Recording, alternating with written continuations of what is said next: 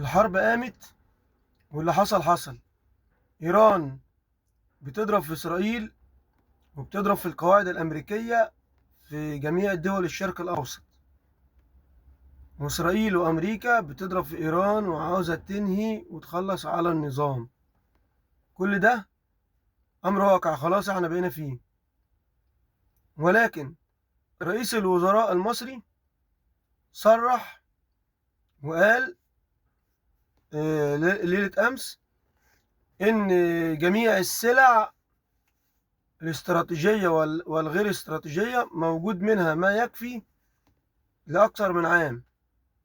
يعني عندنا السلع اللي بنستخدمها يوميا، واللي هي فيها بيع وشراء وأكل وشرب والكلام دوت، موجود مخزون يكفي أكتر من سنة. ده معناه إيه؟ معناه إن الأسعار مستقرة لأكتر من سنة. طالما أنا عندي مخزون يبقى الأسعار مش هتتحرك لمدة سنة. يجي بقى تاجر ما عندوش ضمير ويقعد يغلي السعر، ده المفروض يتحاكم. مزارع الفراخ تعلي السعر وتقول لك عشان الحرب، دول يتحاكموا. بتاع الخضار يجي يقول لك ربطة الجرجير بقت ب 20 جنيه عشان الحرب، ده يتاخد من قفا امه. بتاع الفاكهة يجي يغلي الموز يخلوا لك 70 جنيه عشان الحرب، ده بقى يتاخد من قفا امه. المفروض طالما الدنيا مظبوطة ما استغلش انا الظروف واستغل الحرب وافضل ارفع في الاسعار، لان كده هيبقى خيانة عظمى. انت كده بتبقى استغلالي، بتستغل الحروب والدماء بتاعت الناس. انت كده بتمص دم الناس، كده بتكون ثروات على حساب دم الناس اللي هو في الحروب ده. انت بتتحجج بالدولار وبتتحجج بالبترول وبتتحجج بالكلام ده. انت عندك يا عم مخزون يكفيك سنة من من كل حاجة. فما تقعدش بقى تغلي لي الاسعار بحج، ما تصدق تلاقي حجة تعلي الاسعار بتاع الفراخ وبتاع اللحمة وبتاع الخضار وبتاع الفاكهة، وكله بقى ايه، بيستغل اي حدث يحصل. ده البلاد اللي فيها حرب الاسعار بتبقى ثابته فيها. ارجو من الساده المسؤولين اي تاجر يستغل الحروب ويستغل الازمات ويعلي السعر ويقول لك كده كده الناس هتشتري، ده المفروض يتحاكم بصراحه ربنا. يعني المفروض اي حد يستغل ظروف الحرب او الظروف اللي بتمر بها المنطقه ويعلي في الاسعار، يبقى خاين زي الخاين اللي في الحرب بالظبط او الجاسوس. ليه؟ انت كده بتستغل حاجة الناس، والدولة موفرة لك مخزون يكفي اكتر من سنة. هتيجي تزود الاسعار، يبقى انت كده راجل خاين وتستاهل المحاكمة، تستحق المحاكمة. الناس تمشي بيرضي الله عشان ربنا ما يخفش بينا الارض. احنا كده ربنا ساتر علينا، ما عندناش حروب وما عندناش ازمات، فنحمد ربنا بنكسب بالحلال. مش لازم اكسب 3 اضعاف سعر الحاجة اكسب الربح، يبقى الربح معدي 70%. انت الربح الحلال بتاعك من 20 ل 30%، بلاش تخليه 70 و80%. وساعات بتزودوا ال3 اضعاف. وحرام عليكم، يعني اغلب الازمات دي التجار هي اللي عملت كده في الموضوع. التجار هي اللي بتستغل الظروف. نرجع نقول لك الحكومه بتغلي، الحكومه ما بتغليش، الحكومه بتعمل اللي عليها عشان توفر السلع وتوفر الاشياء وتخلي الدنيا مظبوطه. مفيش حد يبقى ماسك منصب وعاوز يولع الدنيا وعاوز يغلي وعاوز الناس تقلب عليه. بالمنطق كده يعني مفيش حد ماسك منصب عاوز يطلع وحش. ده بالعكس عاوز يطلع مية مية، وعاوز الناس تقول لك تحيا الوزير الفلاني وتحيا رئيس الوزراء الفلاني. فهو هيعمل أقصى ما عنده عشان يخليك مرتاح ويوفر لك الحاجة بسعر كويس.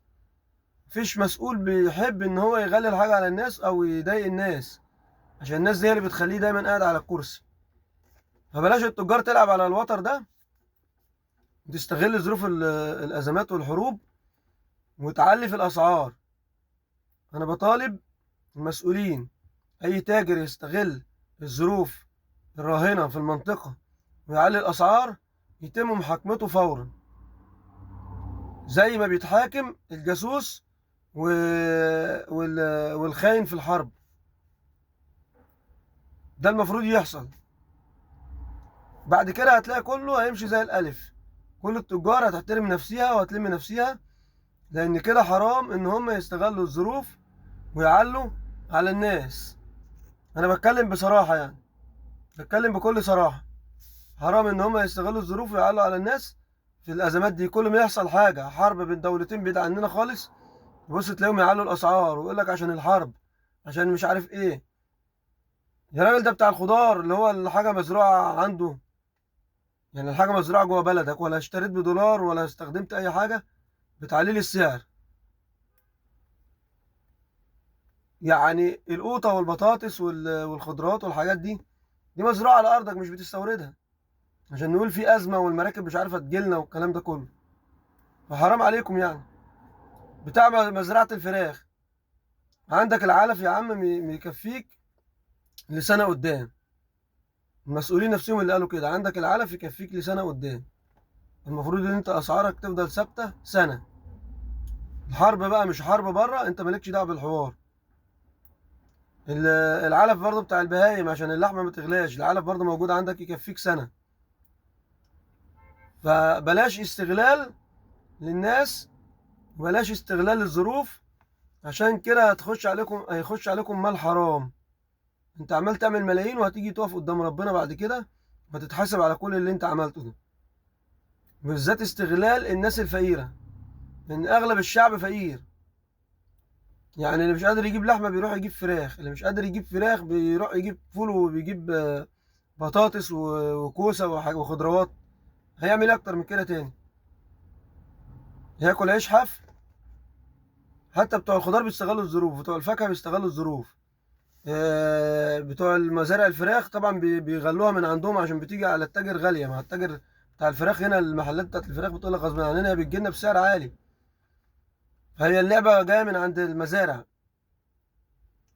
بتاع المزرعة يا عم انت عندك العلف بتاعك يكفيك سنة، هتقول لي حرب، هتقول لي دولار، هتقول لي مش عارف ايه، هقول لك عندك جوه.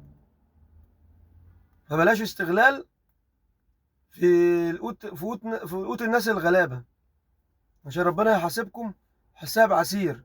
عشان تبقوا عارفين الموضوع ما فيه ان دي حرب قايمة في المنطقة، ممكن تطول شوية شهر ولا شهرين. فانتوا عندنا مخزون من كل شيء يكفي اكتر من سنة. نشتغل بالاسعار القديمة زي ما احنا ونمشي بما يرضي الله لحد ما الازمة دي تعدي. وبرضه بناشد المسؤولين تاني، اللي يشوف او يعرف تاجر بيستغل سلعة يتحاكم فورا، والرقابة تشتغل من دلوقتي. عشان مجرد ما يعدي اسبوع من الحرب دي هتتفرج على المهزلة وهتتفرج على الاسعار والحجج الفارغة اللي بيعملوها. فاحنا من دلوقتي المسؤولين والرقابة تشتغل. الرقابة تشتغل على التجار وعلى المزارع وعلى كل حد بينتج سلعة بيبيعها للناس. الرقابة تشتغل عليه. انت عندك كل حاجة مخزون منها يكفي سنة، فمفيش مبرر انك تغلي الاسعار. اي حد هيغلي الاسعار هيتحاسب وهيتحاكم كأنه جاسوس او خاين حرب. المفروض يحصل كده، يحصل ردع لكل من بيستغل الظروف الراهنة في المنطقة ويفضل يعلي في الاسعار. بلاش استغلال، كفاية في ناس بتموت واحنا ربنا حمينا وربنا سترها علينا. فبلاش احنا نستغل الظروف ونغلي على الناس. انت يا عم التاجر انت اللي بتغلي. يعني لو انت في دولة فيها حرب ممكن صاروخ ينزل على الفيلا بتاعتك يفرتكها. بص انت للحكاية دي، انت ربنا معيشك في امان وبتكسب ومية مية. بلاش بقى تستغل الظروف وتغلي الحاجة على الناس بحجة الحرب، بدل ما ربنا يخلي الحرب عندك ويخلي الصواريخ اللي نازلة على بيتي الناس دي تنزل على بيتك عشان تحمد ربنا على النعمة اللي انت فيها. ما حمدتش ربنا ممكن ده في يوم من الايام يبقى عندك. تستغل الظروف بتاعت الحرب وبتاعت الناس وتغلي الاسعار، فممكن في يوم من الايام الحرب دي تبقى عندك والصواريخ اللي نازله على بيت الناس دي تبقى نازله على بيتك. فاحمد ربنا ان انت عايش في امان واكسبها بالحلال، وخد النسبه اللي هي حلال ربنا، وهي مكفياك وعامل وباني قصور وباني فيلل من وراها انت مش محتاج.